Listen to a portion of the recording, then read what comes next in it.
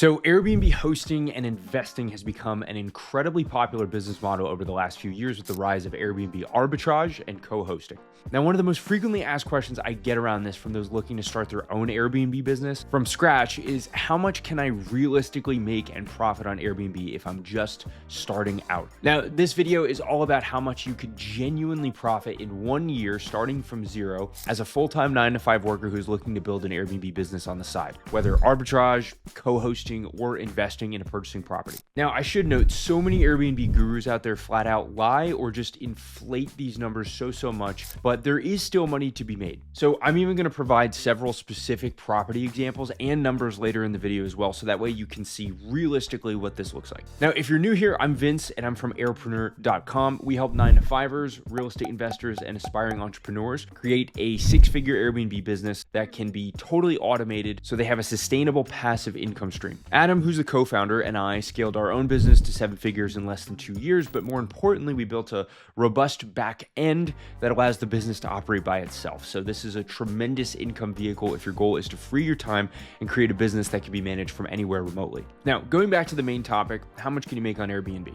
Now, this answer is highly dependent on a few things, but in short, here's my genuine response for most people. The average newbie starting out with absolutely zero experience in this can achieve anywhere from $5,000 to $10,000 per month profit in 1 year or less of starting your Airbnb business, plain and simple. Now, yes, there have been others who have exceeded that and scaled very quickly, but I want to set the stage for those who are working 40 plus hours per week, have families, have kids, and can maybe only spend 10 to 15 hours a week on this. Now, this number can drastically change depending on the type of Airbnb portfolio you start.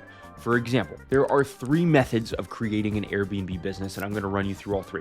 So the first is Airbnb arbitrage, right? Now, this means that you rent properties, you furnish them, and then you list them on Airbnb, collecting profits every single month after your expenses. Now, this is my favorite method, and simply because it's the most scalable and it's the highest cash flow option. It has the highest potential for cash flow. I can also rapidly grow this portfolio simply by just signing more leases and financing furniture, so that way I don't have to pay out of pocket for anything. Now, the second method is what's known as co-hosting. This is also known as property management, and this means that I find furnished properties listed for rent, or I find a property that's already listed on Airbnb, but it's clearly not maximizing its potential. So then what I'll do is I'll partner with the landlord in an agreed upon percentage to run it each month. So the day-to-day is exactly the same as arbitrage. This is also an excellent scalable model because you have to pay nothing for furniture. This is paid for by the landlord. There's also no risk because you're literally paying for nothing, right? There's zero risk on day one and you cash flow on day one.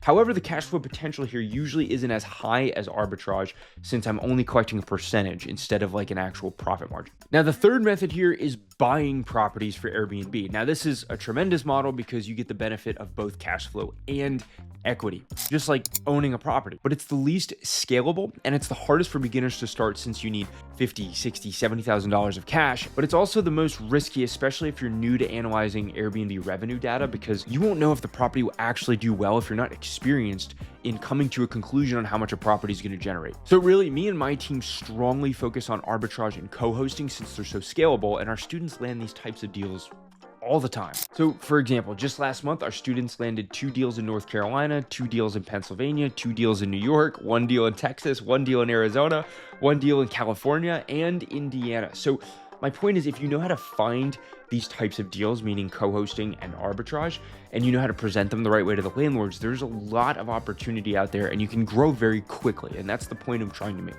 Now let's actually break down the numbers. How much should Airbnb properties be profiting? Now, most solid Airbnb arbitrage properties should be profiting about $1,000 to $2,000 per month in absolute cash flow profit. And most solid Airbnb co-hosting properties could be profiting anywhere from about $500 to $2,000 per month in cash flow.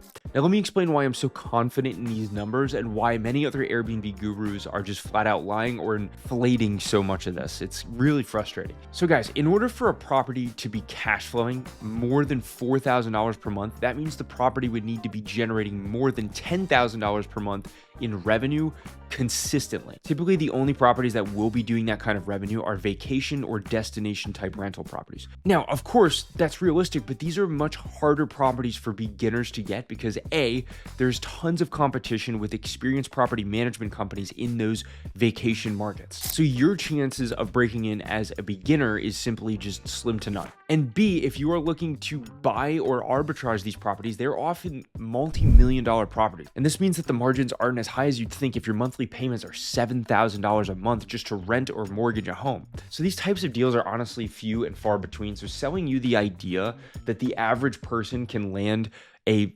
$5,000 a month profit property, it's just not true. Like, it's possible, but it's more of an advanced strategy. Like, we didn't even get into our first vacation rental type properties until our first 10 to 12 deals. Now, here's the other thing is there are some other gurus out there who talk about arbitraging apartment complexes and apartment buildings and taking 5 to 10 apartments at a time in order to scale fast. This is also a terrible beginner strategy because A, apartments, they sleep less people, so that means they often profit very, very little, if at all. B, apartment buildings are always in the same place, at the same address, with the same phone number. So everybody and their mother who took an Airbnb course is calling on them. So you have a ton of competition. And C, it costs $40,000 plus to furnish several apartments. So if you're going to take 10 apartments, you better make sure that you actually have the capital to furnish that many apartments. But again, I mean, you're spending all this money and the profit margins they typically suck on apartments. So what's the best beginner strategy? So we found that in almost any market, any new operator can certainly find deals that profit anywhere from $1,500 to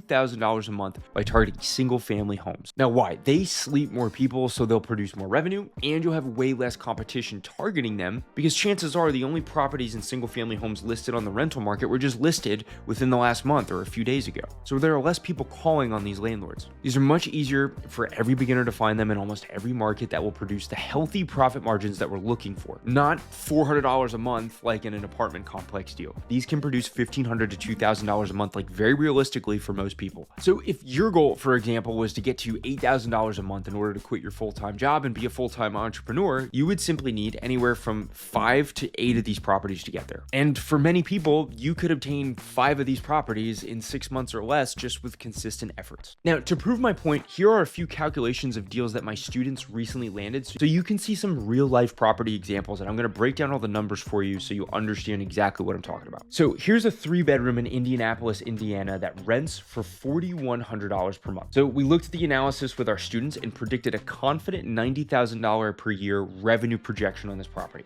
So divide that by 12, that's $7,528 in monthly revenue, and we're going to subtract $1,892 in monthly expenses. So that's like cleaning, utilities, and all that. This leaves us a consistent monthly cash flow of $1,536. There are very few rental properties that could produce that, and even if they did, you still had to pay $50,000, $60,000, $70,000 to get it. So here's another deal. So this 4-bedroom in Georgia, it rents for $29.95 per month. We looked at the analysis and predicted a confident $101,000 a year revenue projection. So each month, if you break that down, that's $8,456 minus the $2,124 in monthly expenses. So again, cleaning, utilities. And this leaves us with a consistent monthly cash flow of $3,337. So that one property is producing over $3K, and we even looked at it in some months it'll produce over $4K. This is actually a really insane deal, and if you head to our website, there's actually a quick video where Janice talks about this deal and how making this additional $4K per month in cash flow is going to provide her tons more time to spend with her kids. So we're very happy for her. Okay, so this next property, it's a 3-bedroom in Austin, Texas. It rents for $2,000 per month. We looked at the analysis with our students and predicted a confident $58,000 a year projection in revenue on Airbnb. That's $47.91 in monthly revenue minus $16.70 in monthly expenses, cleaning, utilities, all that stuff. And that leaves us a consistent monthly cash flow of $1,120. So guys, there's a realistic picture of what you could achieve with Airbnb arbitrage or co-hosting as a beginner starting from zero. For every single student I just mentioned, this was their first property. They had no experience with real estate, no experience with Airbnb, and they were in markets that they thought would not be profitable. So if you'd like to see a full 1-year walkthrough month by month of what it would look like to get you $10,000 per month with this, go ahead and check out this other video here where I break down down an entire roadmap to 10K per month in a year or less. Otherwise, if you're ready to start your own Airbnb business and accelerate your path to 6 figures and freedom with one-on-one guidance and mentoring, check the link in our description and let's chat to see if that is a fit for you. Otherwise, we post tons of free content here on this YouTube channel, guiding you on creating your own 6-figure Airbnb arbitrage business and totally automating it. So go ahead and subscribe if you'd like to see some more content around that. Catch you next time, guys. That's it for this video.